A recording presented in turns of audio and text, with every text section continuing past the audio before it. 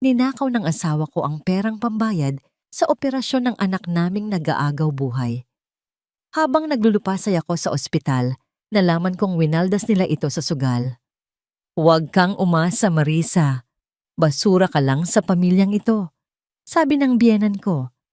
Pero sa gitna ng dilim, isang makapangyarihang lalaki ang dumating upang ako ay itayo. Ito na ba ang aking pagbangon o simula ng panibagong bagyo? Mamamatay din naman ang anak mo, Rico. Huwag na nating itapon ang swerte. Itaya na natin itong naipon ng asawa mong burara. Baka sakaling manalo pa tayo sa yuete. At makabayad ka sa mga utang mo. Nakatayo ako sa likod ng manipis at inaanay na pinto ng aming bahay, halos hindi makahinga. Hawak ko ang reseta ng doktor na mahigpit kong nilukot sa aking palad. Umaasang ang sobre ng perang nasa ilalim ng aming kama. Ang perang inipon ko mula sa 3 taong paglalabada, pananahi sa gabi, at pagtitiis ng gutom. Ang magliligtas sa butas na puso ng aking 5 taong gulang na si Liza. Tumakbo ako nang walang pahinga mula sa ospital. Binabaliwala ang hapdi ng mga paltos sa aking mga paa dahil sa pagnipis ng aking lumang tsinelas para lamang kunin ang huling pag-asa ng aking anak. Ngunit ang sumalubong sa akin ay ang malamig na tinig ng sarili kong biyenan. Tila hinuhusgahan ang sarili niyang apo nang walang awa. Biglang nanlamig ang buo kong katawan. Ang lalamunan ko ay parang pinisil ng nagyeyelong kamay. Nanghina ang aking mga tuhod at ang hawak kong papel ay dahan-dahang kumawala sa aking nanginginig na mga daliri. Bumagsak sa sahig nang walang ingay. Tinitigan ko ang aking mga kamay. Nakita ko ang mga makapal na kalyo sa aking mga palad. Ang mga maliliit na paso mula sa tumalsik na mantika sa paglalako ng turon tuwing hapon. Heto ang kapalit ng lahat. Ang mga patak ng aking pawis, ang mga luhang palihim kong pinunasan sa madaling araw, ipinagpalit lamang sa isang laro ng sugal ng mga taong tinawag kong pamilya. Sa dinami-dami ng bagyo na sinuong ko para sa kanila, bakit ako pa ang naiwan sa gitna ng walang awang ulan? Ganito na lang ba kababaw ang halaga ng buhay ng aking anak sa kanila? Hindi ko na napigilan ang aking sarili. Pumasok ako sa loob ng silid at tumambad sa akin ang amoy ng murang alak at usok ng sigarilyo na matagal nang kumapit sa mga dingding ng aming bahay. Hawak ni Rico ang makapal na sobreng kulay brown, ang sobreng naglalaman ng buhay ni Liza. Ibalik mo yan, Rico. Nanginginig ngunit puno ng pakiusap ang aking tinig. Lumapit ako at tinangkang agawin ang sobre mula sa kanya. Para sa operasyon ni Liza yan, nasa ospital ang anak mo, nag-aagaw buhay siya. Inilayo ni Rico ang kanyang kamay at tiningnan ako ng may pandidiri. Tila ba isa akong pulubi na nanghihingi ng limos sa sarili kong pamamahay. Ano ba, Marisa? Huwag kang praning. Kailangan ko ito pambayad ng utang. Papatayin ako ng mga pinagkautangan ko. Naiintindihan mo ba? Wala na tayong magagawa doon sa bata. Baka mamatay din yon. Nagsasayang lang tayo ng pera. Ang mga salitang yon ay parang mga patalim na paulit-ulit na itinarak sa aking dibdib. Ang sarili niyang ama. Ang lalaking pinangakuan ko nang walang hanggang pagmamahal sa harap ng altar. Maawa ka naman sa anak natin. Parang awa mo na. Lumuhod ako sa harapan niya. Mahigpit na yumakap sa kanyang mga binti. Ang mga luha ko ay walang tigil sa pag-agos at bumabasa sa kanyang maong na pantalon. Ako na lang ang patayin mo, Rico. Ibigay mo lang sa akin ang pera ni Liza. Ngunit bago pa man siya makasagot, isang malakas na paghila sa aking buhok ang nagpatumba sa akin. Si Aling Saling. Ang mukha niya ay nakangiwi sa galit habang tinititigan ako mula sa itaas. Malas ka talaga! Simula nang pumasok ka sa pamamahay na ito, puro kamalasan ang dala mo sa anak ko. Malakas na bulyaw ng biyenan ko. Ang bawat salita ay may dalang lason. Barya lang ang halaga ng buhay ng batang yan kumpara sa gulo na dinala mo sa amin. Umalis ka na nga sa paningin ko. Malakas akong itinulak ni Rico, dahilan upang bumagsak ang aking balikat sa matigas at maalikabok na sahig na kahoy. Ang sakit na naramdaman ng aking katawan ay walang binatbat sa pagkawasak ng aking kaluluwa habang pinapanood ko silang dalawa na naglakad palabas ng pinto, dala ang tanging pag-asa ng aking anak. Naiwan akong nakadapa sa sahig, nilalanghap ang amoy ng alikabok at pagkatalo. Ang malamig na sahig na yon ng aming bahay ay tila unti-unting naging kasing lamig ng mga puting baldosa ng ospital kung saan ako ngayon nakalugmok. Nabalik lamang ang aking diwa sa kasalukuyan nang maramdaman ko ang panginginig ng aking buong katawan dahil sa lamig ng aircon sa pasilyo ng emergency room. Ang matapang na amoy ng alcohol, pampaputi at gamot ay pumapasok sa aking ilong, pinapaalala sa akin na nasa impyerno pa rin ako. Sa likod ng makapal na salamin ng intensive care unit, nakahiga ang aking maliit na anghel. Maputla ang kanyang labi at ang bawat paggalaw ng linya sa monitor na nakakabit sa kanya ay tila nagbibilang ng nalalabing oras niya sa mundo. Wala akong nagawa. Wala akong naiuwing pera. Ako ay isang inang walang silbi. Yumuko ako at ibinaon ang aking muka sa aking mga tuhod. Umiyak ako nang walang tinig. Wala na akong luhang mailabas, puro sakit na lamang na tila pinupunit ang aking kalamnan. Humihingi ako ng tawad sa Diyos. Humihingi ako ng tawad kay Liza. Ang pakiramdam ng pagiging mag-isa at walang kakampi ay isang nakakapasong bigat na unti-unting pumapatay sa natitira kong katinuan. Sa gitna ng aking malalim na paghihinagpis, isang kakaibang pakiramdam ang nag-angat ng aking paningin.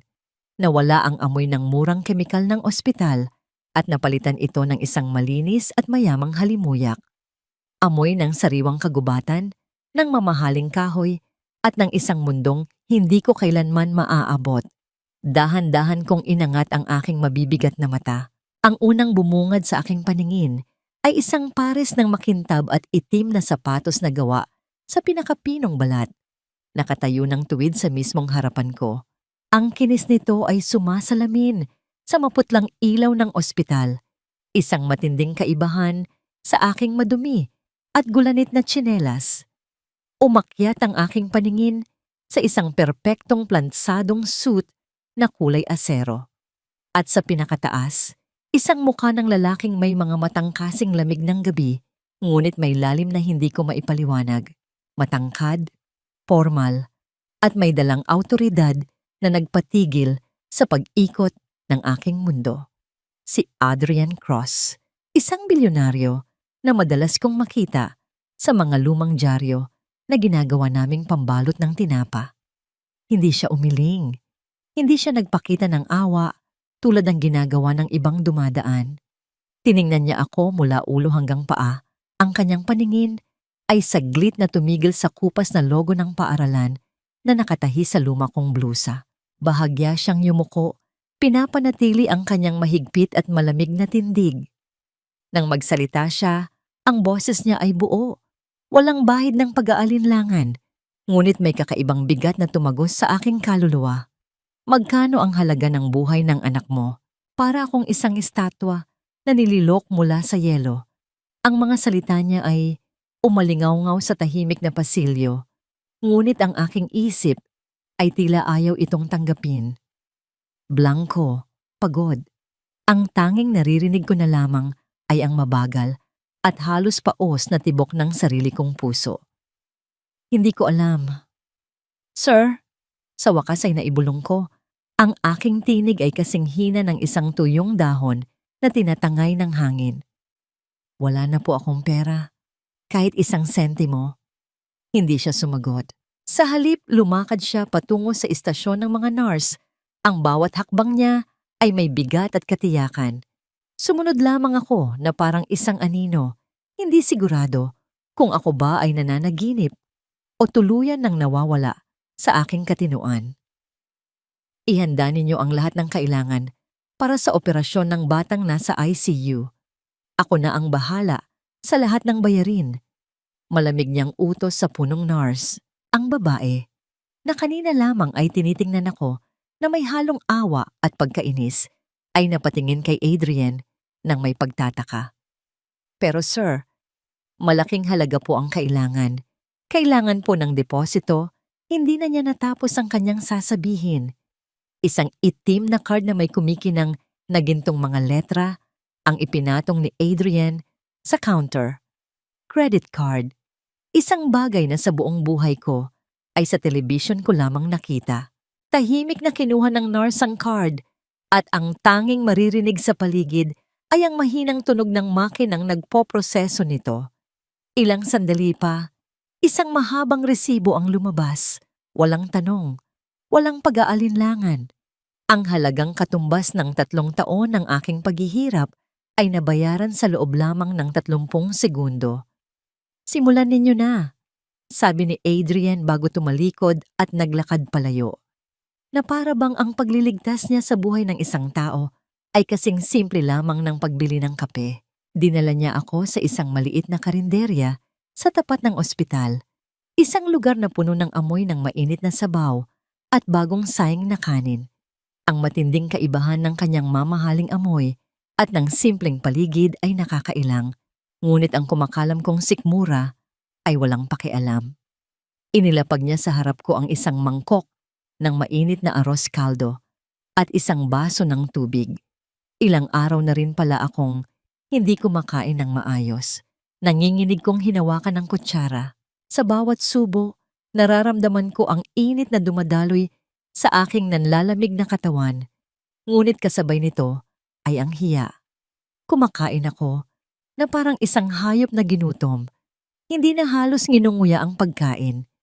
Sa gitna ng aking mabilis na pagkain, isang mainit na likido ang pumatak mula sa aking mga mata. Humalo sa sabaw sa aking kutsara. Isang luha ng pasasalamat, ng pagod, ng hiya. Hindi ko namalayan. Isang puting panyo na may burda ng letrang A ang iniabot niya sa akin. Kinuha ko ito nang hindi tumitingin sa kanya. Ang logo sa damit mo. Nagsimula siyang magsalita. Ang kanyang boses ay kalmado at walang emosyon. San Lazaro Elementary School, doon din nag-aral ang aking ina. Doon ko lamang siya tiningnan. Sa likod ng kanyang malamig na mga mata, may nakita akong isang bakas ng kalungkutan, isang sugat na tila pamilyar sa akin. Hindi ito awa, ito ay pagkakakilanlan. Nakita niya sa akin ang isang bahagi ng kanyang nakaraan. Hindi ako namimigay ng limos, Marisa. Pagpapatuloy niya, binabanggit ang pangalan ko na nabasa niya siguro sa mga papeles sa ospital. Ang perang ginastos ko para sa anak mo ay isang utang. Isang utang na kailangan mong bayaran. Gagawin ko po ang lahat. Mabilis kong sagot. Kahit maging katulong niyo habang buhay? Hindi ko kailangan ng katulong. Pinutol niya ang aking sasabihin. Ang kailangan ko ay mga taong marunong magtrabaho.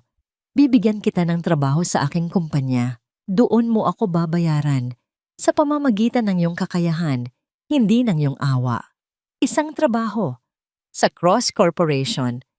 Ang pangarap na yon ay mas malayo pa sa bituin para sa isang tulad ko.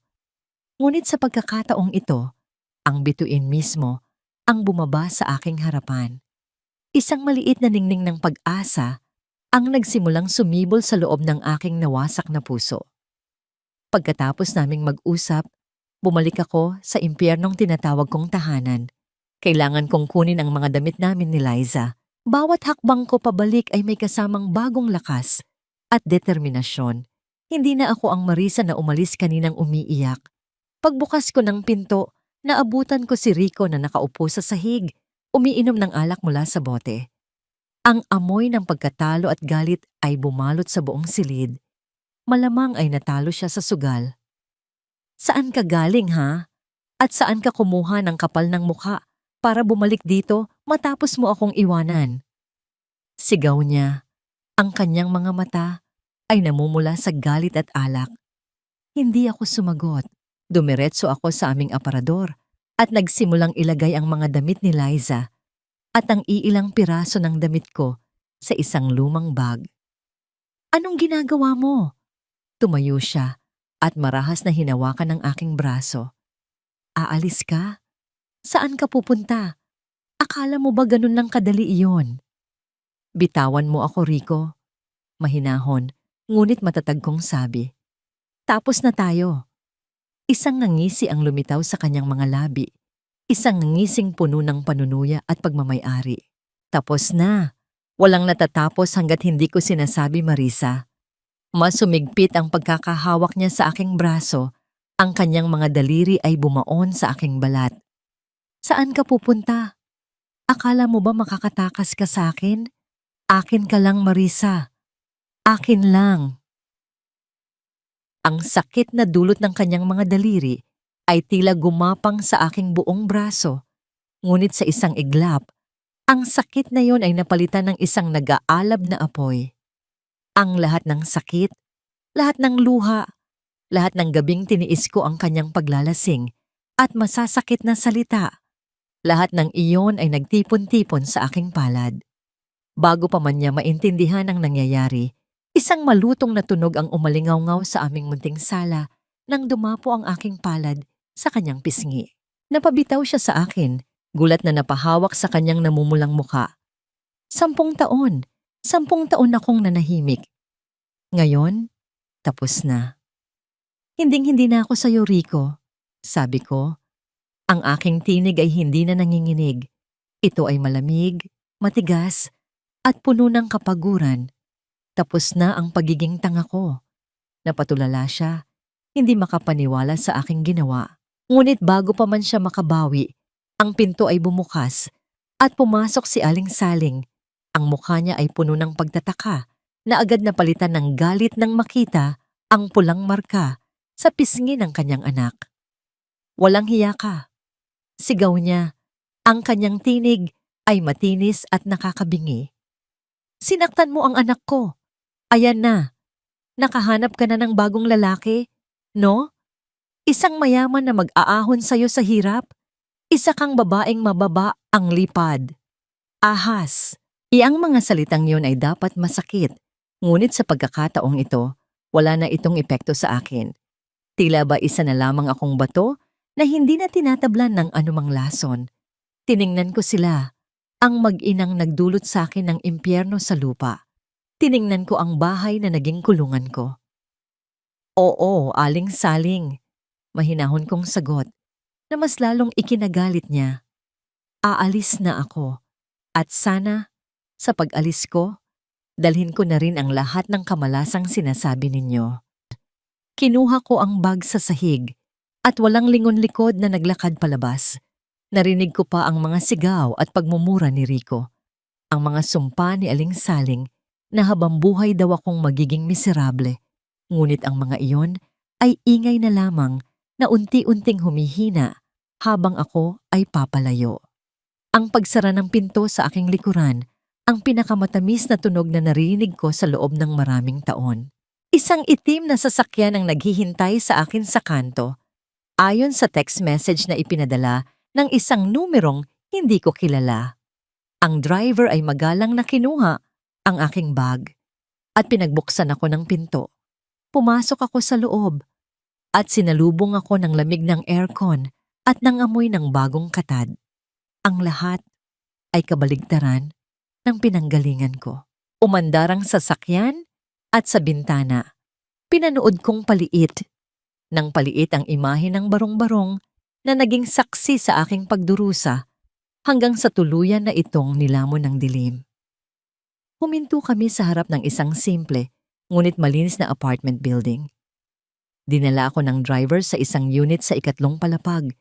Iniabot sa akin ang isang susi at magalang na umalis.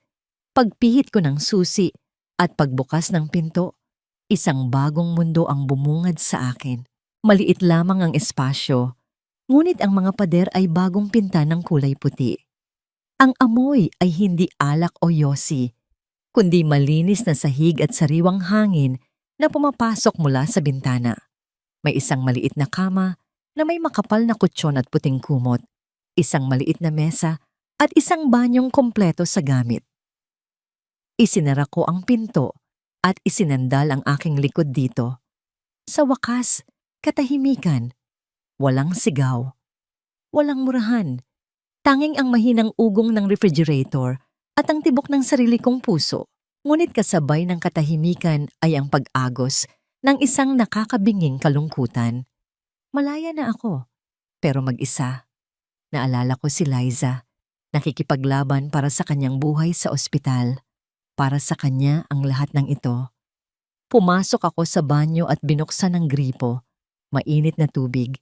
Isang luho na matagal ko nang kinalimutan. Hinubad ko ang aking mga lumang damit, ang mga damit na amoy pawis, luha at alikabok ng kahapon. Tumayo ako sa ilalim ng umaagos na tubig at hinayaan itong hugasan hindi lamang ang dumi sa aking katawan, kundi pati na rin ang bigat sa aking kaluluwa. Pagkatapos maligo, humiga ako sa malambot na kama. Sa unang pagkakataon, sa loob ng maraming taon, naramdaman ko ang ginhawa. Ang aking katawan, na laging handa sa susunod na sigaw o tulak, ay unti-unting nag-relax.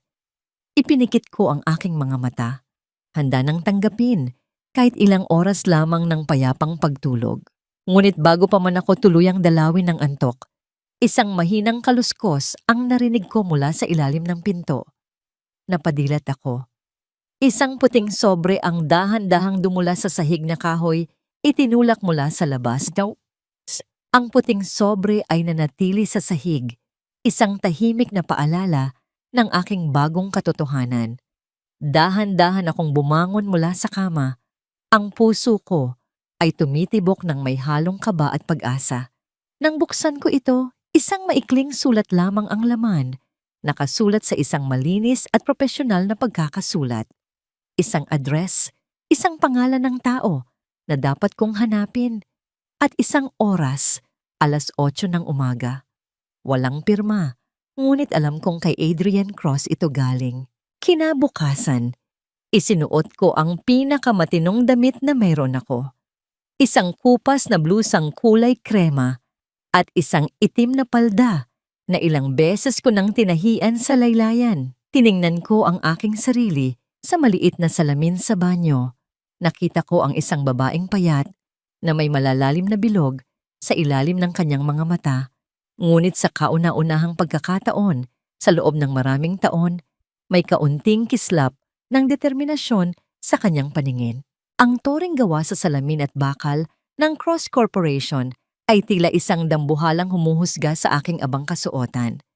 Bawat taong dumaraan ay nakasuot ng mga damit na mas mahal pa siguro sa lahat ng naipon ko sa buong buhay ko. Ang tunog ng aking mga lumang sapatos sa makintab na sahig na gawa sa marmol ay tila isang nakakabinging ingay sa gitna ng kanilang tahimik at mayabang na paglalakad. Ramdam na ramdam ko ang mga mapanuring tingin, ang mga halos hindi marinig na bulungan. Ang bawat hakbang papasok ay tila isang pagsubok sa aking natitirang tapang. Isang babaeng nakasuot ng eleganteng damit ang sumalubong sa akin sa reception. "Marisa Lane, sumunod ka sa akin. Hinihintay ka na ni Mr. Cross." Ang kanyang boses ay malamig at walang anumang emosyon. Dinala niya ako sa isang opisina sa pinakamataas na palapag. Isang silid na may mga bintanang salamin mula sahig hanggang kisame na nagpapakita ng tanawin ng buong syudad sa ilalim namin. Nakaupo si Adrian Cross sa likod ng isang malaking mesa na gawa sa maitim na kahoy, abala sa pagbabasa ng mga dokumento. Hindi man lang siya nagangat ng tingin nang kami ay pumasok. "Simula ngayon, magtatrabaho ka sa Archives Department," sabi niya. Ang kanyang mga mata ay nakatuon pa rin sa papel. "Ang opisina mo ay nasa basement. Kailangan mong ayusin ang lahat ng mga lumang file ng kumpanya mula sa huling 20 taon. Ipasok mo ang lahat sa digital system. Malinaw ba?" "Opo, sir," sagot ko. Pilit na itinatago ang panginginig ng aking boses. Ang basement, ang pinakamababang bahagi ng gusali, doon niya ako inilagay. Ang silid ng mga archive ay kabaligtaran ng kanyang opisina. Madilim, malamig, at amoy luma at naaalikabok na papel. Libo-libong mga kahon ang nakasalansan hanggang sa kisame. Ito ang libingan ng mga nakalimutang transaksyon at mga lumang desisyon. Sa isang sulok, may isang lumang mesa at isang computer. Ito ang magiging mundo ko. Sa unang mga araw, ginawa ko lamang ang iniutos sa akin. Binuksan ko ang bawat kahon, inayos ang mga papel ayon sa petsa, at isa-isang iniskan sa computer. Isang trabahong nakakabagot at walang katapusan. Ngunit para sa akin, ang bawat piraso ng papel na aking nahahawakan ay isang pagbabayad sa utang ko. Ang bawat pag-click ng mouse ay isang hakbang palapit sa kalayaan ni Liza. Isang gabi, habang inaayos ko ang mga ledger mula 10 taon na ang nakalipas, isang bagay ang pumukaw sa aking atensyon. Isang maliit na numero na tila hindi tumutugma. Binalikan ko ang mga naunang taon at nakita ko ang parehong pagkakamali.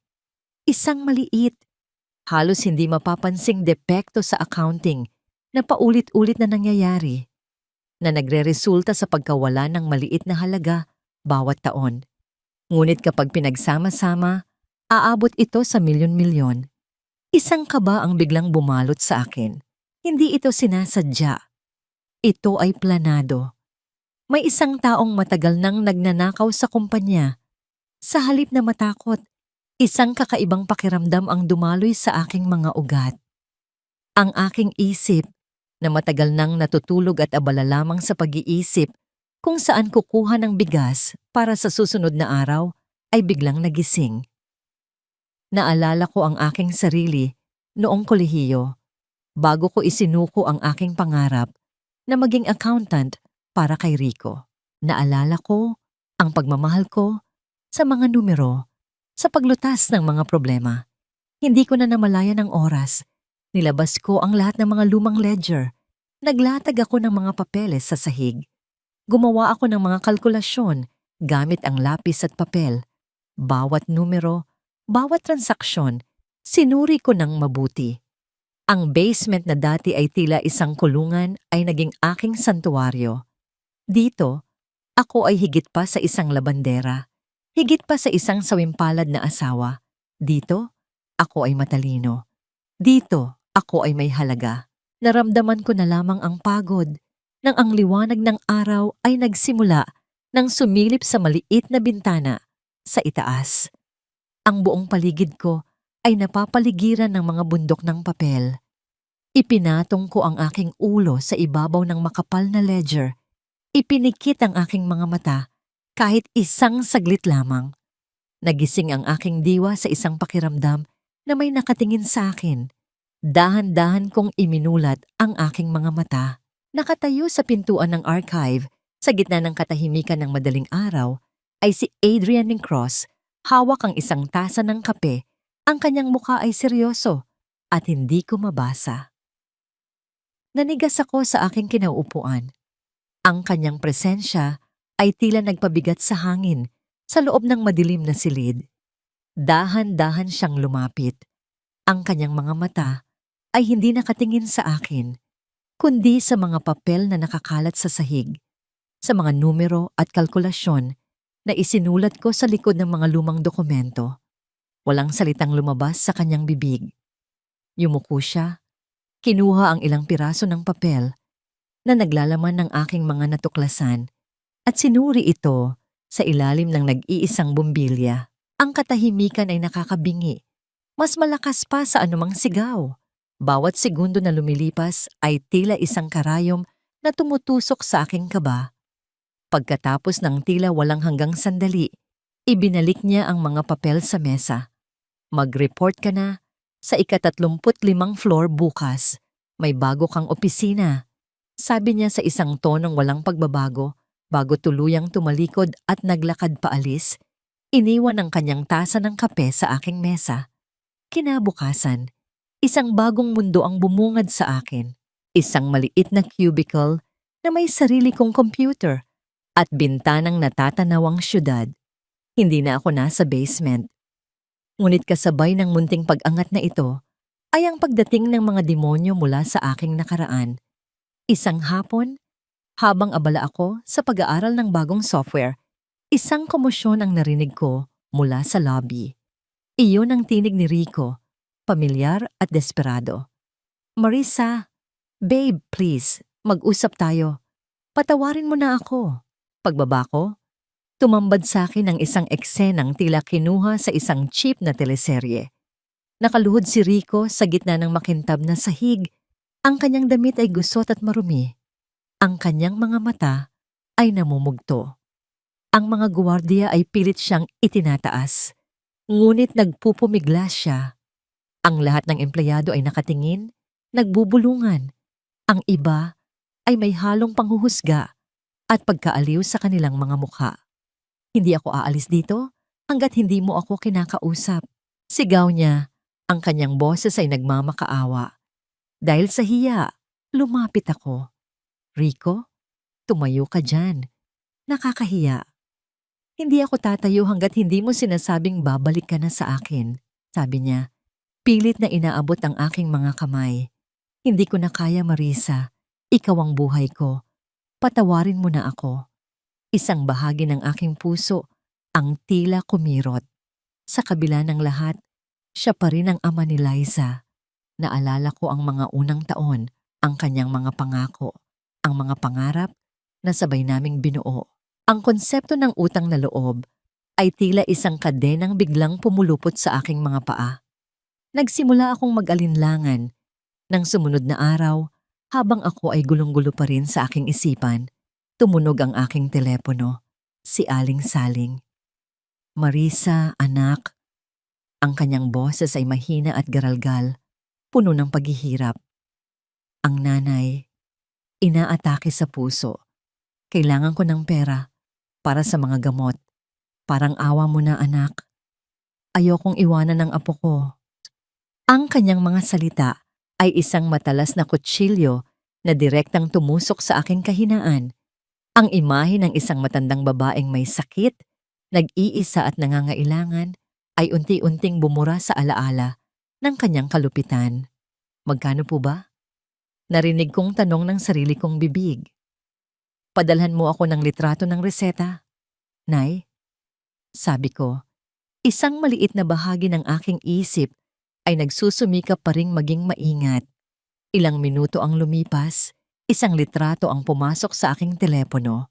Isang reseta, ngunit ang pangalan ng doktor ay pamilyar. Ito ang doktor na laging nilalapitan ng aking yumaong ina para sa kanyang rayuma. At ang gamot na nakasulat, para iyon sa sakit sa buto, hindi sa puso. Hawak ko ang telepono, ang aking mga kamay ay nanginginig sa galit. Ginamit niya ang alaala ng sarili kong ina para lokohin ako.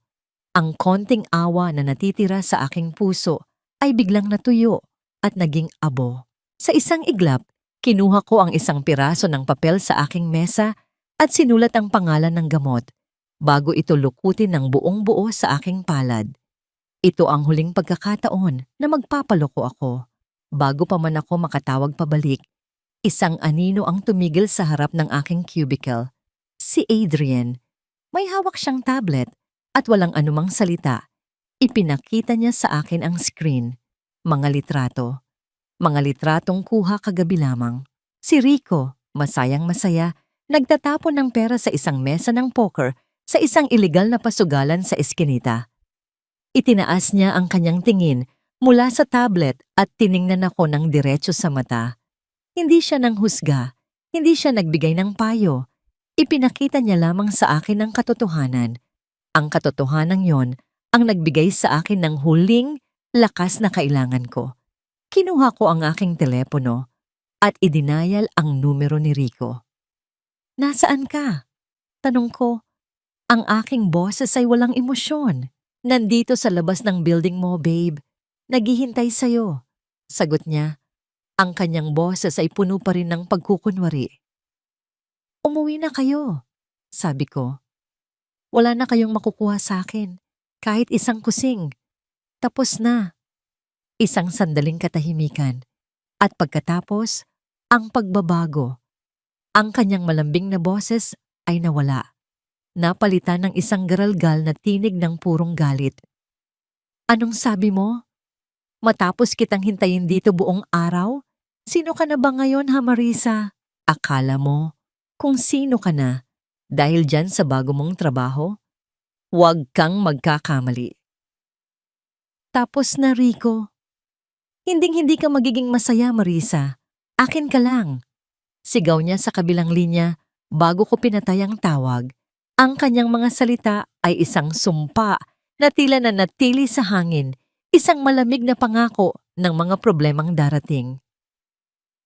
Ang sumpa ni Rico ay tila isang malamig na kamay na nanatili sa aking balikat sa loob ng ilang araw. Isang paalala na ang nakaraan ay hindi basta-bastang bumibitaw, ngunit ibinaling ko ang aking buong atensyon sa trabaho. Ang mga numero at dokumento ang naging aking kanlungan. Bawat folder na aking inaayos ay isang ladrilyo na idinadagdag ko sa pader sa pagitan ko at ng aking dating buhay. Isang umaga, isang malakas na komosyon ang sumalubong sa lahat sa 35 floor. Ang mga manager ay nagmamadaling pumasok at lumabas sa opisina ni Adrian. Ang hangin ay puno ng tensyon at pag-aalala. Isang malaking proyekto, ang Valeria Estates Development, ang biglang natigil. May isang pamilyang nagkiklaim sa isang malaking bahagi ng lupain, nagpapakita ng isang lumang titulo na hindi tugma sa mga dokumento ng kumpanya. Imposible! Ang lahat ng papeles ay malinis. Narinig kong sigaw ni Mr. Sandoval, ang senior manager na namamahala sa proyekto, habang papalabas ng opisina ni Adrian. Ang kanyang karaniwang mayabang na mukha ay nababalot ngayon ng pamumutla at pawis. Alam ko ang proyektong iyon. Naalala ko ang mga kahon na may etiketang Valeria. Habang ang lahat ay nagkakagulo sa itaas, tahimik akong bumalik sa basement. Muli kong hinalungkat ang mga bundok ng papel. Pagkatapos ng ilang oras ng masusing paghahanap, nakita ko ito. Isang maliit, nakatuping dokumento na nakasingit sa pagitan ng mga lumang blueprint. Isang deed of sale mula pa noong dekada ng 1970. Isang kasunduan sa pagitan ng orihinal na may-ari at ng Cross Corporation na malinaw na nagsasadna ang isang partikular na bahagi ng lupa ay donasyon sa simbahan at hindi kasama sa bentahan. Ang pamilyang nagrereklamo ay ang mga tagapagmana ng orihinal na may-ari. Hindi sila nagsisinungaling. Si Mr. Sandoval ang nagkamali sa kanyang pagsusuri. Nanginig ang aking mga kamay habang hawak ang papel. Ito ang katotohanan. Ngunit sino ako para magsalita? Isang baguhan. Ang babae mula sa basement. Pumikit ako at huminga ng malalim. Inaalala ang mukha ni Liza sa ospital. Para sa kanya. Lumabas ako ng basement, umakyat sa 35 floor at kumatok sa mabigat na pinto ng opisina ni Adrian. Come in, malamig niyang sabi. Pumasok ako. Naroon si Mr. Sandoval at ilang mga abogado. Lahat ay mukhang pagod at problemado. Anong kailangan mo? Tanong ni Mr. Sandoval. Ang kanyang boses ay puno ng pagkainis. Sir, nagsimula ako. Ang aking tinig ay halos pabulungi. Ipinatong ko ang lumang dokumento sa makintab na mesa ni Adrian. Tungkol po sa Valeria Estates. Sa tingin ko po, tama ang pamilya. Ang piraso po ng lupa na yon ay hindi talaga pag-aari ng kumpanya. Isang nakakabinging katahimikan ang bumalot sa silid, si Mr. Sandoval ay tumawa ng mapakla. At sino ka para sabihin, yan? Ang babae mula sa basement? Ano ang alam mo sa mga legal na dokumento? Hindi ako sumagot. Nakatingin lamang ako kay Adrian. Kinuha niya ang papel. Binasa ito ng mabuti. Ang kanyang mukha ay hindi nagbago. Itinaas niya ang kanyang tingin at tiningnan ako. Sigurado ka ba rito? Opo, sir. Narito po ang mga detalye ng transaksyon. Sabi ko, itinuturo ang mga partikular na talata sa dokumento. Tumayo si Adrian. Kung ganoon, ikaw ang magpaliwanag nito sa board mamayang hapon. Patunayan mo. Ang hangin sa loob ng boardroom ay tila maaaring hiwain ng kutsilyo sa bigat. 20 pares ng matang nakatingin sa akin. Lahat ay pag-aari ng mga makapangyarihang lalaki at babae. Nanginginig ang aking mga kamay habang inilalatag ko ang mga kopya ng dokumento. Ngunit nang magsimula akong magsalita, ang takot ay unti-unting napalitan ng kumpiyansa. Isinalaysay ko ang kwento na natuklasan ko sa mga papel, ang kasaysayan ng lupa, ang mga pangalan, ang mga pangako. Ang aking boses, na dati ay laging pabulong, ay naging malinaw at matatag. Pagkatapos ng aking presentasyon, walang nagsalita. At pagkatapos, ang pinakamatandang miyembro ng board ay dahan-dahang pumalakpak. Sinundan ito ng isa pa at isa pa hanggang sa ang buong silid ay napuno ng palakpakan. Nakita ko ang mukha ni Mr. Sandoval, namumutla at puno ng hindi makapaniwalang pagkatalo. Nang gabing iyon, isang sobre ang naghihintay sa aking mesa. Sa loob, isang tseke. Ang aking unang bonus, ang halaga ay sapat na para sa isang taong upa sa aking apartment. Ngunit hindi iyon ang una kong naisip. Kinabukasan, sa unang pagkakataon, dinala ko si Liza sa isang toy store. Ang kanyang mga mata ay nanlaki sa dami ng mga manika, mga bola, at mga laruang hindi niya kailanman nakita ng malapitan. Dati, ang mga laruan niya ay mga retasong tela na ginagawa kong manika o mga sirang laruan na napupulot namin sa basurahan. Pumili ka, anak, sabi ko. Ang aking puso ay puno ng kaligayahang hindi ko maipaliwanag. Itinuro niya ang isang manika na may mahabang buhok at isang kulay rosas na bestida. Kinuha ko ito mula sa estante at iniabot sa kanya. Ang paraan ng pagyakap niya sa manika, ang kanyang maliit na paghinga ng kasiyahan, ang kislap sa kanyang mga mata. Iyon ang tunay na tagumpay.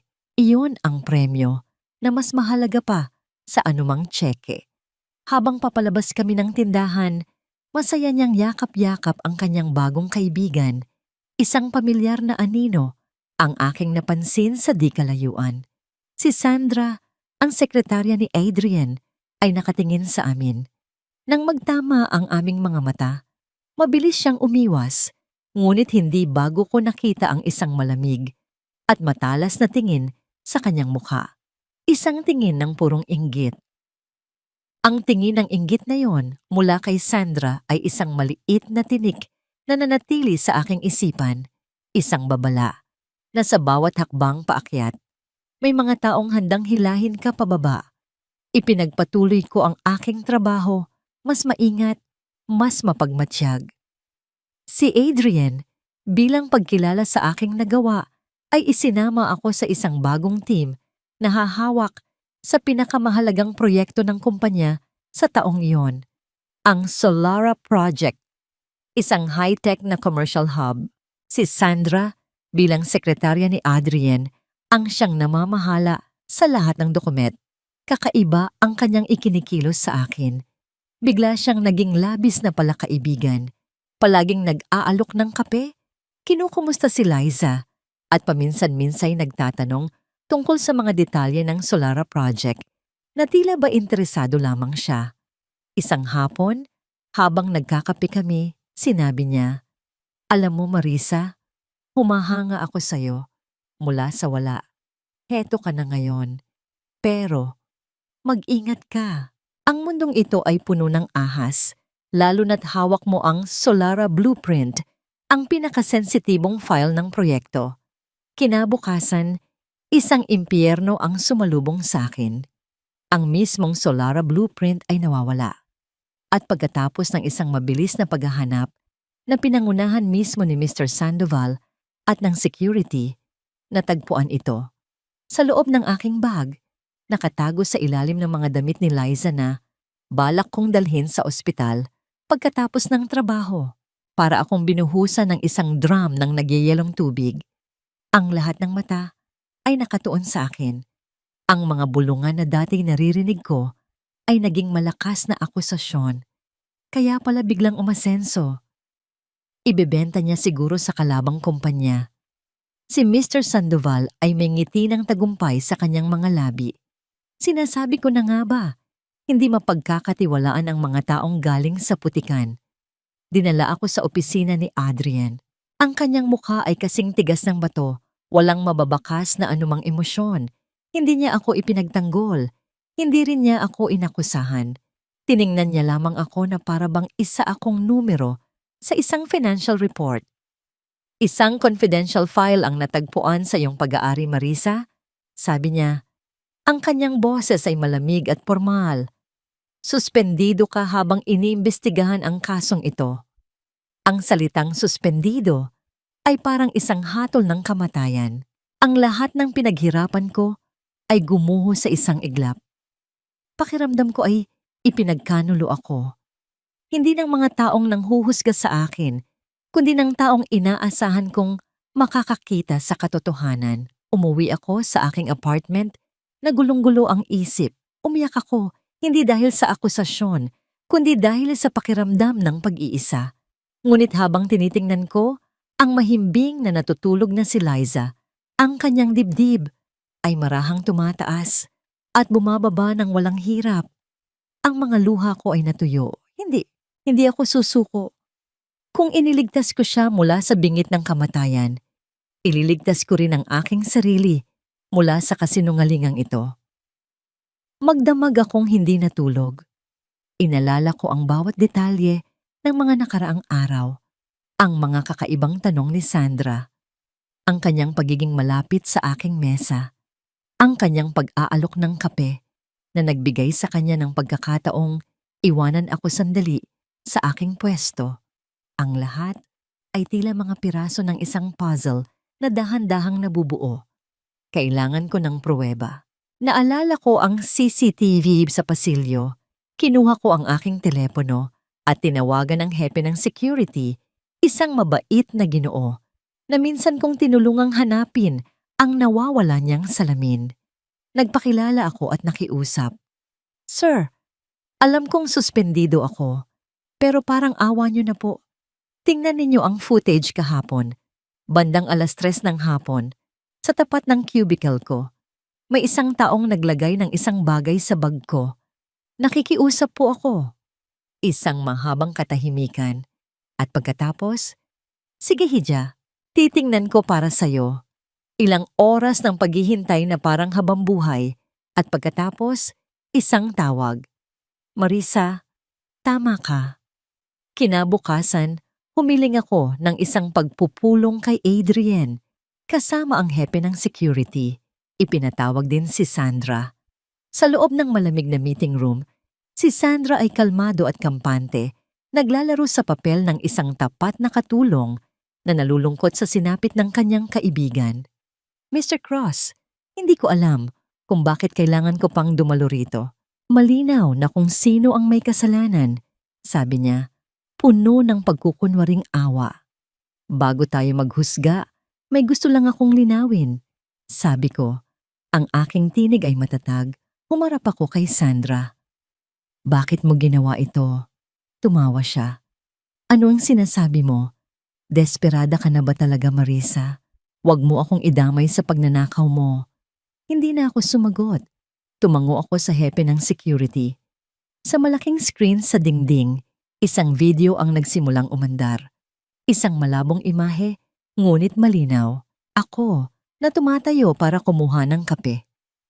At si Sandra, na mabilis na lumalapit sa aking mesa, inilalabas ang isang asul na folder mula sa ilalim ng kanyang jacket at maingat na inilalagay ito sa loob ng aking bag bago mabilis na bumalik sa kanyang pwesto. Ang kulay sa mukha ni Sandra ay unti-unting nawala. Napalitan ng isang nakakakilabot na putla. Nagsimula siyang mautal, naghahanap ng mga salitang hindi niya mahanap. Ang lahat ng kanyang pagkukunwari ay natunaw na parang yelo sa ilalim ng araw. Tumayo ako ng tuwid, hindi mayabang, ngunit may tahimik na dignidad. Tiningnan ko si Adrian na nanatiling tahimik sa buong panahon. Ang kanyang muka ay hindi pa rin mabasa. Ngunit sa pagkakataong ito, may nakita akong isang bagay sa kanyang mga mata.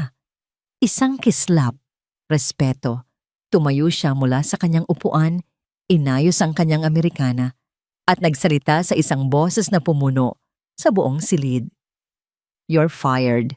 Isang sandali ng nakakakilabot na katahimikan ang dumaan sa aking puso. At pagkatapos, dahan-dahan niyang ibinaling ang kanyang tingin, hindi sa akin, kundi kay Sandra.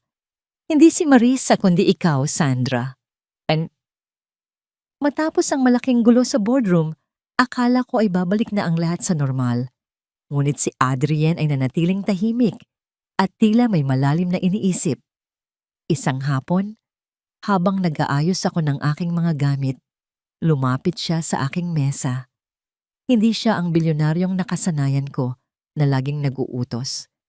Ang kanyang mga mata ay pagod at ang kanyang tindig ay tila may pasanin na hindi ko nakikita.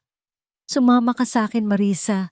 May pupuntahan tayo," maikli niyang sabi. Sumakay kami sa kanyang sasakyan. Tahimik ang buong biyahe habang tinatahak namin ang daan palabas ng maingay na syudad. Huminto kami sa isang tahimik na sementeryo sa tuktok ng isang burol. Ang hangin ay malamig at amoy basang lupa dahil sa mahinang ambon na nagsimulang pumatak mula sa abuhing langit. Naglakad kami patungo sa isang simple at malinis na puntod. Walang malaking monumento. Isang simpleng puting marmol lamang na may nakaukit na pangalan, Elena Cross. Ang aking ina. Panimula niya, ang kanyang boses ay bahagyang nanginginig. Isang bagay na hindi ko inakalang maririnig ko mula sa kanya. Namamatay siya sa tapat ng mga mata ko. 10 taon na ang nakalilipas. Katulad ni Liza, may butas din ang kanyang puso. Napatitig ako sa kanya. Ang makapangyarihang lalaki na nasa harap ko ay tila naglaho at ang naiwan ay isang batang lalaki na sugatan ng kaluluwa. Wala kaming pera noon, Marisa. Nakatira kami sa isang lugar na mas malala pa sa inyo. Nagmakaawa ako sa lahat. Sa mga doktor, sa mga kamag-anak, kahit sa mga taong hindi ko kilala sa kalsada. Pero walang tumulong. Namatay siya habang hawak ang kamay ko, humihingi ng paumanhin dahil iiwan niya akong mag-isa. Humarap siya sa akin at sa kauna-unahang pagkakataon, nakita ko ang mga luha sa kanyang mga mata. Nang makita kita sa ospital na nakaluhod at durog ang puso, hindi ikaw ang nakita ko. Nakita ko ang sarili ko. Nakita ko ang pagkakataon na baguhin ang kwento na hindi ko nagawa para sa aking ina. Hindi mo ako utang, Marisa. Ako ang may utang sa'yo dahil binigyan mo ako ng pagkakataong iligtas ang taong hindi ko na iligtas noon. Isang matinding bugso ng emosyon ang humaplos sa aking dibdib. Ang lahat ng aking iniisip na awa o pagmamanipula ay naglaho. Nauunawaan ko na siya. Ang kanyang lamig ay hindi dahil sa kayabangan, kundi dahil sa isang pader na itinayo niya para protektahan ang kanyang sarili mula sa sakit ng nakaraan. Lumapit ako sa kanya. Sa gitna ng mahinang ulan, dahan-dahan kong isinandal ang aking ulo sa kanyang balikat. Isang tahimik na pag-unawa, isang pagbabahagi ng bigat. Naramdaman ko ang kanyang bahagyang pagkabigla, ngunit hindi siya lumayo. Sa halip naramdaman ko ang init ng kanyang braso na marahang pumaligid sa akin. Tila ba sa sandaling iyon, 2 ligaw na kaluluwa ang nakahanap ng kanilang tahanan. Inilabas niya ang isang panyo mula sa kanyang bulsa, ang parehong panyo na ibinigay niya sa akin noong unang gabi sa ospital. "Gamitin mo ito," bulong niya. "Huwag mong hayaang matuyo ang mga luha mo sa ulan." Sa sandaling iyon, naramdaman ko ang isang uri ng kapayapaan na matagal ko nang hindi nararana. Ngunit habang kami ay nakatayo doon, malayo sa ingay ng mundo, ang kadiliman ay muling nagluluto ng panibagong bagyo sa kabilang panig ng syudad. Sa isang madilim at mabahong eskinita, nakasandal si Rico sa isang pader na puno ng dumi. Ang kanyang mukha ay puno ng pasa at tuyong dugo.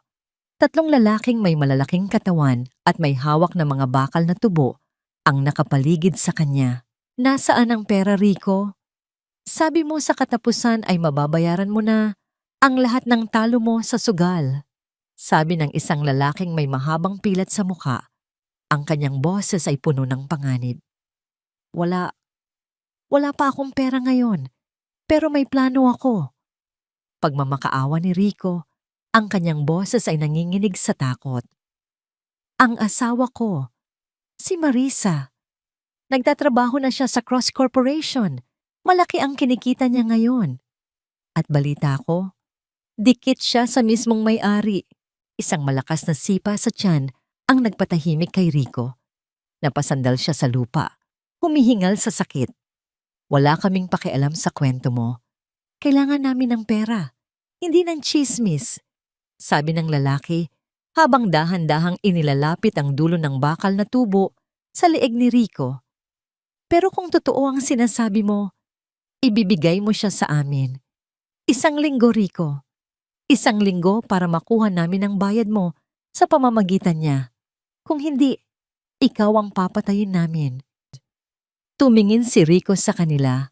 Ang takot sa kanyang mga mata ay unti-unting napalitan ng isang desperadong desisyon. Sige, sige, gagawin ko. Ibibigay ko sa inyo si Marisa. Basta hayaan niyo lang akong mabuhay. Wala na ang anak mo, Marisa. May lalaking kumuha sa kanya. Ang sabi niya ay asawa mo siya. Ang mga salitang iyon mula sa guro ni Liza ay tila isang malakas na dagundong na nagpaguho sa mundo na dahan-dahan ko pa lamang itinatayo. Ang hawak kong baso ng tubig ay dahan-dahang nadulas mula sa aking mga daliri, bumagsak sa sahig at nabasag sa libu-libong piraso, ngunit wala akong narinig na tunog. Ang tanging nararamdaman ko ay ang mabilis at masakit na pintig ng aking puso na tila gustong kumawala sa aking dibdib. Napatakbo ako palabas ng opisina, hindi alintana, ang mga taong nababangga ko o ang mga papeles na nagliliparan sa aking likuran. Ang hangin sa paligid ay tila naging malapot at mahirap hingahin. Pagdating ko sa gate ng paaralan, ang tanging naiwan ay ang maliit na kulay rosas na lunchbox ni Liza, nakadapa sa maalikabok na semento, madumi at mag-isa. Doon ko naramdaman ang unang hagupit ng takot. Isang takot na mas matindi pa sa takot ko noong mabalitaan kong may butas ang puso ng aking anak. Dahil ngayon, ang panganib ay hindi galing sa loob ng kanyang katawan, kundi mula sa labas. Mula sa taong dapat ay nagtatanggol sa kanya. Tumunog ang aking telepono, isang numerong hindi rehistrado. Sinagot ko ito nang may nanginginig na kamay.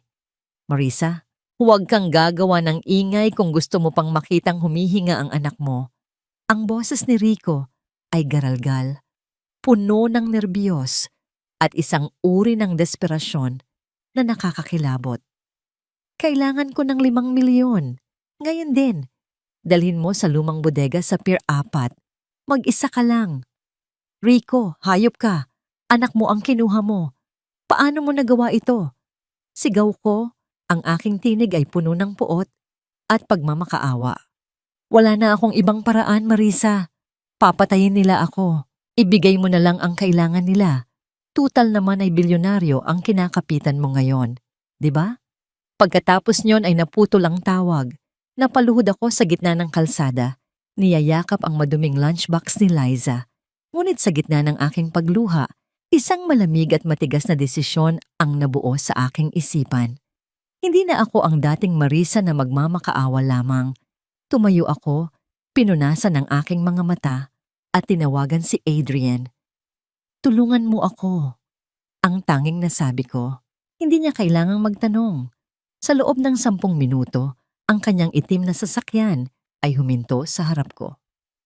Pagdating namin sa Pier 4, ang amoy ng nabubulok na basura at maalat na dagat ay sumalubong sa amin. Ang lumang bodega ay parang isang dambuhalang kalansay na nakatayo sa gitna ng dilim.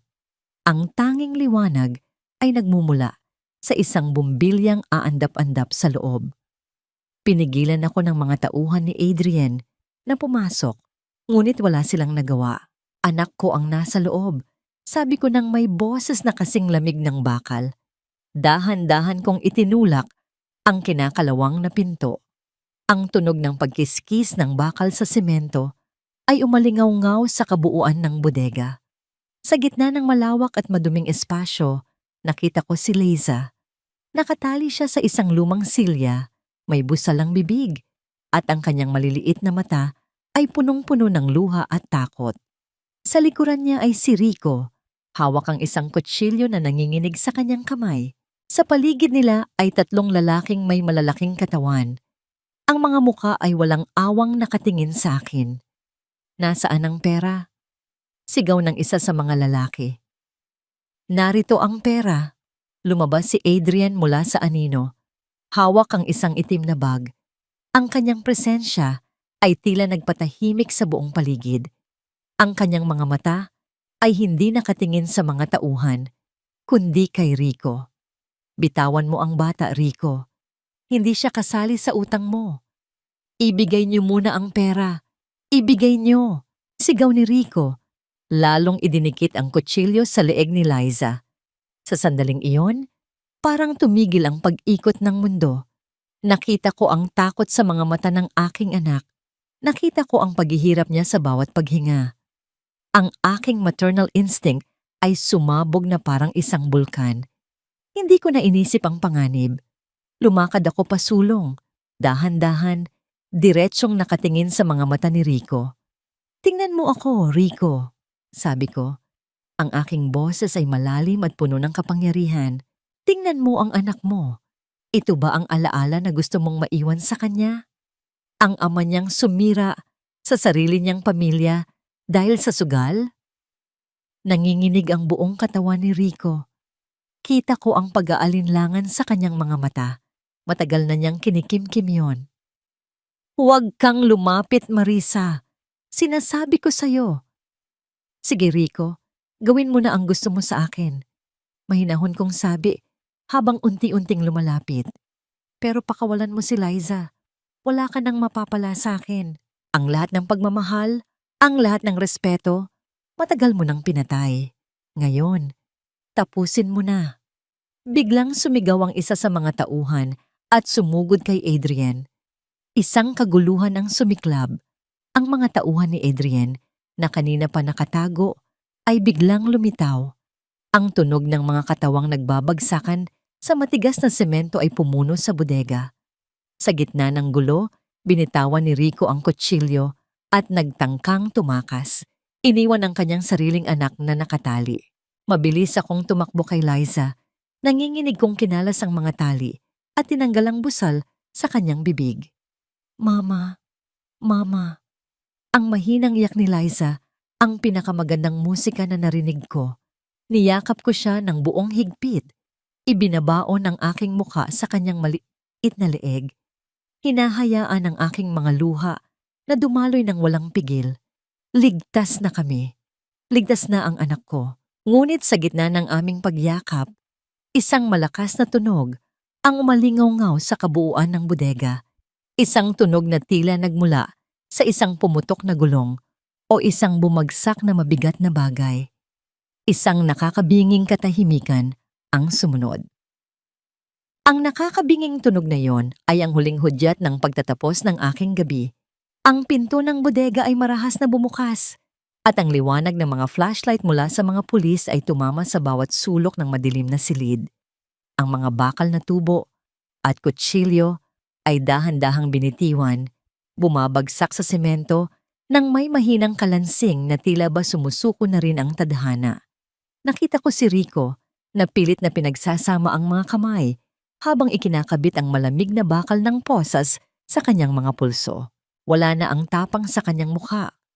Ang naiwan na lamang ay ang hitsura ng isang basang sisiw na nanginginig sa takot.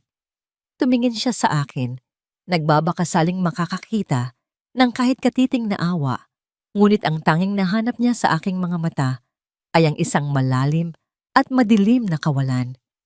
Hindi na mabilang ang pagkakataong ipinagkanulo mo kami, Rico. Bulong ko habang mahigpit na nakayakap kay Liza na ngayon ay tahimik ng humihikbi sa aking dibdib, pero ang gamitin ng sarili mong dugo at laman para sa sarili mong bisyo. Iyan ang kasalanang hindi kailanman mababayaran ng anumang pagsisisi. Lumipas ang ilang buwan, ang ingay ng korte at ang amoy ng mga lumang folders sa Cross Corporation ay naging bahagi na ng aking bagong buhay. Si Rico ay nahatulan ng mahabang taon sa kulungan dahil sa kidnapping at child endangerment. Ngunit ang tunay na karma ay hindi doon nagtapos. Isang hapon, habang nag-aayos ako ng mga dokumento sa aking malawak na opisina, isang silid na ngayon ay amoy sariwang bulaklak at mamahaling pabango, ay nakatanggap ako ng tawag mula sa security. May isang babaeng nagpipilit na makita ako. Isang babaeng ayaw umalis sa labi kahit na pinagtitinginan na ng lahat. Pagbaba ko, halos hindi ko nakilala ang taong nasa harap ko. Si Aling Saling. Ang dating mapagmataas at malupit na biyenan ko ay tila lumiit. Ang kanyang buhok ay gulo-gulo. Ang kanyang mga damit ay kupas at may mga mantsa ng putik. At ang kanyang mga kamay ay nanginginig habang hawak ang isang plastik na supot na naglalaman ng lahat ng kanyang ari-arian. Marisa, anak. Ang boses niya ay paos, tila ba galing sa ilalim ng lupa. Lumapit siya sa akin at bago ko pa man siya mapigilan, ay lumuhod siya sa harap ko, sa gitna ng makintab na sahig ng Cross Corporation. Patawarin mo ako. Wala na kaming matirhan. Naubos na ang bahay. Naisangla ni Rico bago siya nakulong. Pinapalayas na ako ng mga bagong may-ari. Pinanood ko siyang umiyak. Ito ang babaeng tumatawa habang ako ay naglulupasay sa hirap. Ito ang babaeng nagsabing malas ako at ang aking anak. Ngayon, siya ay nasa mismong pwesto kung nasaan ako noon, nakaluhod, nanginginig at nagmamakaawa para sa kaunting habag. Tumayo kayo dyan, Aling Saling, mahinahon kong sabi. Walang galit sa aking tinig, tanging kapayapaan na lamang. Maawa ka, Marisa. Kahit sa gilid lang ng kusina nyo, papayag ako. Huwag mo lang akong hayaang mamatay sa lansangan. Pagmamakaawa niya, pilit na inaabot ang laylayan ng aking palda. Inalalayan ko siyang tumayo, hindi dahil sa mahal ko pa siya, kundi dahil sa respeto ko sa aking sarili. Hindi ko nahahayaang lamunin ako ng puot, ngunit hindi rin ako ang dating Marisa na magiging martir para sa mga taong sumira sa akin. Hindi ko kayo papatuluyin sa bahay ko, Aling Saling. Sabi ko ng diretso sa kanyang mga mata. Ang bahay ko ay santuwaryo ng anak ko. At hindi ko hahayaang pumasok doon ang mga taong naging anino ng kanyang bangungot. Nakita ko ang pagbagsak ng kanyang balikat, ang huling bakas ng pag-asa na naglaho. Ngunit bago siya tuluyang mawalan ng malay sa panghihina, nagpatuloy ako. Nagpareserba na ako ng kwarto para sa inyo sa isang home for the aged sa probinsya. Malinis ang lugar, may pagkain at may mga nurse na mag-aalaga sa inyo. Babayaran ko ang lahat ng gastusin niyo roon hanggat nabubuhay kayo. Napatitig siya sa akin, hindi makapaniwala. Bakit? Bakit mo pa ginagawa ito matapos ang lahat? Tiningnan ko ang aking mga kamay. Malinis na ang mga ito. Wala na ang mga kalyo ng paglalabada. Wala na ang mga paso ng pagluluto sa kalsada. Dahil hindi ako kayo, sagot ko. At dahil gusto kong matulog sa gabi, na alam kong ang anak ko ay may inang hindi naging kasing lupit ng mundong pinanggalingan niya. Iyon ang huling utang na loob na ibibigay ko sa pamilya niyo. Pagkatapos nito, tapos na tayo. Pinanood ko siyang isakay ng mga guwardiya sa isang sasakyan na magdadala sa kanyang bagong tahanan. Habang papalayo ang sasakyan, naramdaman ko ang isang malaking pasanin na dahan-dahang naalis sa aking dibdib. Ang karma ay hindi laging madugo. Minsan, ito ay ang pagpapakita sa kaaway na nagtagumpay ka nang hindi nagiging katulad nila. Binalikan ko si Liza sa daycare center ng kumpanya. Nakita ko siyang nagdo-drawing ng isang malaking bahay na may maraming bulaklak at isang malaking araw. Nang makita niya ako, tumakbo siya at yumakap sa aking binti. Mama, tingnan mo, drawing ko tayo, masaya niyang sabi. Sa sandaling iyon, lumapit si Adrian. Nakatayo siya sa di kalayuan. Pinapanood kami na may isang maliit na ngiti sa kanyang labi. Isang bihirang tanawin na tila ba nagbibigay ng init sa malamig na opisina. May hawak siyang isang asul na folder. Marisa, tawag niya. Ang kanyang boses ay may bagong tono ng paghanga. May gusto akong ipakita sa'yo. Isang bagong pagkakataon. Isang bagong pinto na ikaw lamang ang pwedeng magbukas. Buksan mo ito, Marisa. Wika ni Adrian. Ang kanyang tinig ay may halong seryosong tono, ngunit bakas ang isang uri ng pagmamalaki. Dahan-dahan kong kinuha ang asul na folder. Sa loob nito ay isang dokumento na hindi ko inaasahan. Isang Certificate of Incorporation para sa isang bagong sangay ng kumpanya, ang Liza's Heart Foundation. At sa ibaba, sa tapat ng titulong Chief Executive Officer, ay nakasulat ang aking pangalan sa malalaki at matatandang letra. Ito ay hindi lamang isang trabaho, Marisa. Pagpapatuloy ni Adrian habang nakatingin sa malayo, sa mga ilaw ng syudad na nagsisimulang magningning sa ilalim ng dapit hapon. Ito ay isang misyon. Ikaw ang magpapatakbo ng pundasyong tutulong sa mga inyang nasa katayuan mo noon. Ikaw ang magiging boses nila. Ikaw ang magpapatunay na ang isang sugatang puso ay kayang maghilom at maging mas matatag. Hindi ko napigilan ang aking sarili. Niyakap ko ang folder sa aking dibdib.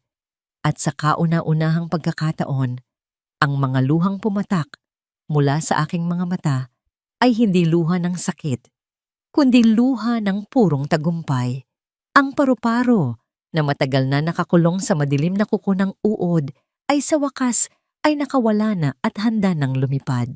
Lumipas ang mga buwan na parang isang panaginip. Ang bawat umaga ko ay nagsisimula sa amoy ng masarap na kape at ang malambot na halik ni Liza sa aking pisngi. Wala na ang takot sa bawat pagkatok sa pinto. Wala na ang pangangamba kung may kakainin ba kami sa susunod na araw. Ngayon, nakatayo ako sa harap ng isang malaking salamin sa loob ng isang marangyang hotel, ballroom. Nakasuot ako ng isang eleganteng terno na kulay pilak. Ang aking buhok ay maayos na nakapusod. At ang aking balat ay nagliliwanag sa ilalim ng mga kristal na chandelier. Ang babaeng nakatingin sa akin mula sa salamin ay hindi ko na makilala bilang ang Marisa na naglalabada sa ilog hanggang sa mamuti ang kanyang mga daliri. Ito ay si Marisa Lane, ang babaeng kinatatakutan at iginagalang sa mundo ng negosyo at pilantropiya. Handa ka na ba, CEO? Isang pamilyar na tinig ang narinig ko mula sa aking likuran. Humarap ako at nakita ko si Adrian. Nakasuot siya ng isang itim na tuxedo, mukhang mas bata at mas payapa kaysa noong una kaming magkita. Lumapit siya sa akin at dahan-dahang inayos ang isang hibla ng buhok na tumakas sa aking mukha. Ang kanyang hawak ay magaan, puno ng respeto at may dalang init na tumatagos sa aking puso. Salamat sa lahat, Adrian. Bulong ko. Hindi ko ito magagawa kung wala ka. Ginawa mo ito dahil sa sarili mo, Marisa. Sagot niya. Ang kanyang mga mata ay nakatitig ng malalim sa akin. Ako lang ang nagbukas ng pinto, pero ikaw ang naglakas loob na pumasok. Sabay kaming lumakad patungo sa entablado. Ang tunog ng mga palakpak ay pumuno sa buong bulwagan. Isang masigla at tapat na pagtanggap mula sa mga taong dati ay hindi man lang ako tinitingnan. Sa harap ng mikropono, tiningnan ko ang madla. Nakita ko ang maraming mukha, mga makapangyarihang tao, mga mamamahayag, at sa dulo, ang isang grupo ng mga kababaihan na mula sa mahihirap na komunidad na aming tinutulungan. Sa kanila ako nakatingin nang magsimula akong magsalita. Ang kahirapan ay hindi isang sumpa. Simula ko, ang aking boses ay malinaw at matatag. Umaalingaw-ngaw sa bawat sulok ng silid. Ito ay isang pagsubok na nagpapatibay sa atin. Ang bawat peklat Sa aking mga kamay ay isang medalya ng aking pakikipaglaban. At ngayon, narito ako para sabihin sa inyo, huwag kayong susuko.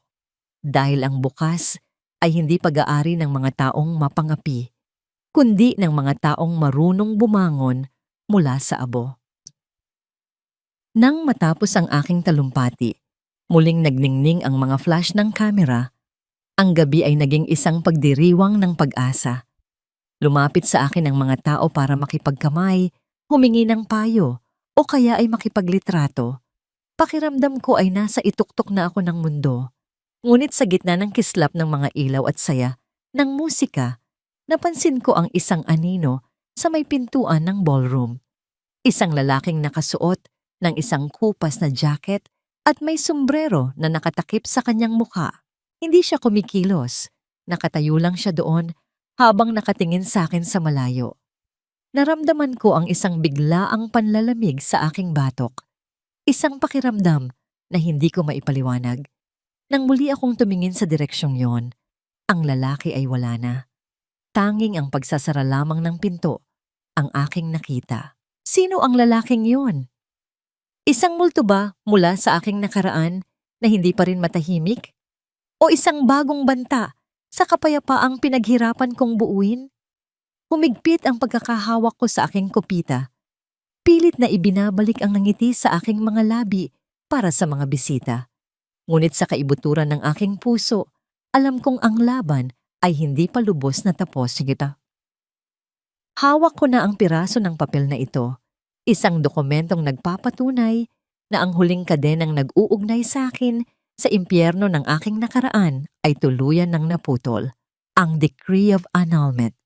Sa ilalim ng batas ng tao at ng Diyos, hindi na ako asawa ni Rico. Hindi na ako pag-aari ng sinuman. Ang bawat letra sa dokumentong ito ay tila isang tahi na nagdugtong sa sugat ng aking dangal. Nandito ako sa isang pribadong dalampasigan sa Batangas, kung saan ang tanging maririnig ay ang ritmo ng mga alon na humahalik sa pampang at ang malambot na ihip ng hangin na amoy asin at kalayaan. Ang sikat ng araw sa madaling araw ay kulay ginto. Nagbibigay ng init sa aking balat na dati ay puro panginginig lamang ang nararamdaman. Malayo ito sa amoy ng imburnal at usok sa eskinita kung saan ko huling nakita si Rico. Kinuha ko mula sa aking bulsa ang isang maliit na bagay, ang dati kong singsing sa kasal. Kupas na ito, gawa sa murang metal na nag-iwan ng bahagyang marka sa aking daliri sa loob ng maraming taon. Matagal ko itong tinitigan. Bumalik sa alaala ko ang lahat ng sakit, ang mga sandaling iniwan niya akong mag-isa habang umiiyak, at ang bawat gabing pinipilit kong malampasan ang bigat ng lahat. Dahan-dahan kong iniangat ang aking kamay. Sa isang malakas na pag-imbay ng aking braso, inihagis ko ang singsing patungo sa gitna ng asul na dagat. Nakita ko ang maliit na kislap ng metal bago ito tuluyang nilamon ng malalim na tubig na wala nang walang anumang bakas. Kasabay nito, naramdaman ko ang isang uri ng kagaanan na tila ba ang aking kaluluwa ay biglang tinubuan ng mga pakpak. Mama, tignan mo, ang daming shell. Ang tinig ni Liza ay puno ng sigla. Lumingon ako at nakita ko ang aking anak na tumatakbo sa buhanginan. Ang kanyang pisngi ay mapula dahil sa kalusugan at ang kanyang tawa ay kasing linaw ng kristal. Wala na ang tubo sa kanyang ilong. Wala na ang putla sa kanyang mga labi. Siya ang aking obra maestra. Siya ang dahilan kung bakit ang lahat ng sakit ay naging sulit. Napakaganda nila, anak. Sagot ko, lumalapit sa kanya para ayusin ang kanyang sombrero. Marisa. Napatigil ako sa pag-aayos kay Liza nang marinig ko ang pamilyar na tinig na yon. Lumingon ako at nakita ko si Adrian na naglalakad sa buhanginan. Hindi siya nakasuot ng suit. Nakaputing linen shirt lamang siya at nakayapak. Mukhang malayo sa bilyonaryong kinatatakutan sa syudad. Ang kanyang mga mata, na dati ay kasing lamig ng yelo, ay mayroon ng init na tila sumasalamin sa sikat ng araw. Dumating ka pala. Miti ko, may kasamang maliit na ngangiti. Tumayo siya sa tabi ko. Pinapanood din si Liza na naglalaro. Hindi ko pwedeng palampasin ang unang araw ng iyong ganap na paglaya. Tumingin siya sa akin at sa kauna-unahang pagkakataon, hindi ako umiwas. Ano ang nararamdaman mo? Tahimik. Sagot ko ng tapat. Para akong isang taong galing sa isang mahabang giyera na sa wakas ay nakauwi na sa kanyang sariling bayan. You fought well, Marisa. Bulong niya. Dahan-dahan niyang ipinatong ang kanyang kamay sa aking balikat. Ang kanyang hawak ay hindi nagdidikta, hindi nagmamay-ari. Ito ay isang tahimik na suporta, isang pangako ng pagkakaibigan na maaring lumalim sa tamang panahon. Ang pundasyon ay maayos na ang takbo. Si Liza ay malakas na. Ano na ang susunod para sa'yo? Huminga ako ng malalim. Nilalanghap ang sariwang hangin ng karagatan. Gusto ko munang makilala ang babaeng nasa salamin, Adrian. Ang babaeng nawala sa loob ng 10 taon. Gusto ko siyang mahalin, alagaan, at ituro sa kanya na hindi niya kailangang iligtas ang buong mundo para maging karapat-dapat siya sa pag-ibig. Tutulungan kita sa paglalakbay na yon, sabi ni Adrian. Ang kanyang boses ay puno ng katapatan. Kung hahayaan mo ako, ngumiti ako sa kanya. Isang nangiting hindi pilit, kundi galing sa kaibuturan ng aking puso. Siguro, balang araw. Pero sa ngayon, sapat na sa akin na alam kong ligtas kami. Na alam kong ang bukas ay hindi na isang banta, kundi isang regalo. Naglakad kami sa dalampasigan, sinusundan ng mga maliliit na hakbang ni Liza. Sa bawat paghampas ng alon sa aming mga paa, tila ba tuluyan ng binubura ng dagat ang mga bakas ng aking madilim na kahapon. Ang multo sa ballroom, ang mga sumpa ni Rico, ang kalupitan ni Aling Saling. Lahat sila ay naging malalabong anino na lamang sa aking gunita. Hindi ako iniligtas ng isang prinsipe. Iniligtas ko ang aking sarili nang piliin kong maniwala na may halaga ako. Si Adrian ay ang mitya. Ngunit ako ang apoy na nagbigay ng liwanag sa sarili kong dilim. Sa ilalim ng malawak na langit ng Pilipinas, sa gitna ng tunog ng dagat at tawa ng aking anak, natagpuan ko ang aking ganap na paglaya. Wala nang utang na loob na kailangang bayaran ng luha. Wala nang sakripisyong kailangang ialay sa altar ng pagdurusa. Narito na ako. At sa wakas, ako ay sapat na. 5 taon ang mabilis na lumipas na parang mga pahina ng isang libro na dahan-dahang binubuklat ng hangin. Ngayon, nakatayo ako sa harap ng isang bagong gusali, ang Marisa Lane Community Center. Ito ay hindi gawa sa mamahaling marmol o salamin, kundi sa matitibay na hollow blocks at pag-asa, itinayo sa mismong lugar kung saan ako dati ay naglalabada para sa barya-baryang kita. Ang tunog ng mga palakpak mula sa mga kababaihan sa aking harapan ay tila isang banayad na ulan na nagdidilig sa isang lupang matagal nang natuyo. Nakikita ko sa kanilang mga mata ang aking sarili, ang pagod, ang takot, ngunit naroon din ang maliit na kislap ng pangarap na nagsisimulang mag-alab. Hindi kayo nag-iisa, sabi ko sa kanila. Ang aking tinig ay matatag at puno ng pagmamahal. Ang bawat luha ninyo ay isang binhi at balang araw, ang mga binhing iyan ay mamumukadkad din bilang mga bulaklak sa gitna ng disyerto ng inyong paghihirap. Pagkatapos ng programa, lumapit sa akin ang isang batang babae. Si Liza. Sa edad na 10, siya ay matangkad na at puno ng sigla. Hawak niya ang kanyang biolin, ang kanyang paboritong instrumento, na nagbibigay ng musika sa aming tahanan gabi-gabi. Ang bawat nota na kanyang tinutugtog ay isang patunay na ang himala ay totoo at ang bawat tibok ng kanyang puso ay isang pasasalamat sa tadhana. Mama, narinig mo ba? Para sa'yo yung huling kanta, masaya niyang sabi habang yumayakap sa aking baywang. Napakaganda anak, maraming salamat. Bulong ko habang hinahalikan ang kanyang noo. Sa gilid ng entablado, nakita ko si Adrian. Hindi siya nagbago. Nananatili siyang anino na laging handang sumuporta, ang pader na masasandalan ko sa oras ng pagod. Hindi kami nagpakasal sa loob ng 5 taon na yon. Hindi namin kailangan ng isang piraso ng papel para patunayan ang aming ugnayan. Ang aming samahan ay nabuo sa gitna ng mga sugat na sabay naming pinaghilom. Siya ang aking katuwang sa misyon, ang aking tripleng kape sa madaling araw, at ang tahimik na presensya na nagpapaalala sa akin na karapat-dapat akong mahalin. Minsan, nakakatanggap pa rin ako ng mga balita mula sa nakaraan.